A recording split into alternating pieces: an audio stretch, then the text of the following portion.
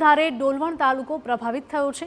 ડોલવણ તાલુકાની ઓલણ નદીમાં ઘોડાપૂરની પરિસ્થિતિ જોવા મળી રહી છે। હાલ ઓલણ નદીમાં પાણીનો ધસમસતો પ્રવાહ વહી રહ્યો છે।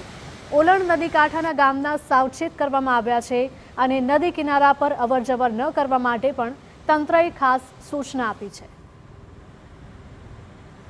તો તાપી જિલ્લામાં અવિરત વરસાદ વરસી રહ્યો છે, જેના કારણે નદી બે કાંઠે વહેતી થઈ હોય તેવા દ્રશ્યો સામે આવ્યા છે, જેના કારણે લોકોને નદીની આસપાસ ન જવા માટે તંત્રએ ખાસ અપીલ કરી છે।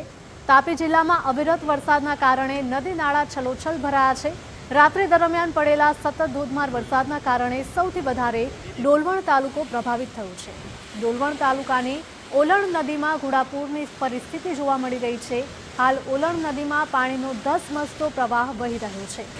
ઓલણ નદી કાંઠાના ગામના લોકોને સાવચેત કરાયા છે અને નદી કિનારા પર અવરજવર ન કરવા માટે પણ સૂચના આપવામાં આવી છે। ગત મોડી રાતથી તાપી જિલ્લામાં અવિરત વરસાદ વરસી રહ્યો છે। મુસળધાર વરસાદ વરસવાને લઈને સૌથી વધુ પ્રભાવિત ડોલવણ તાલુકો થયો છે। હાલ આપણે ડોલવણની ઓલણ નદી પર છે। આપ ઓલણ નદીનું જે રૌદ્ર સ્વરૂપ છે તે જોઈ શકો છો।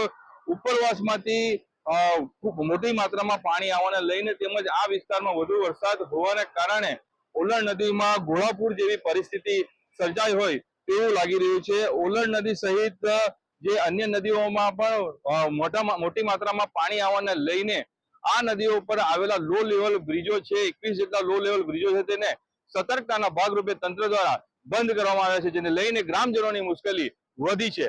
નીરવ કંસારા, TV9 તાપી।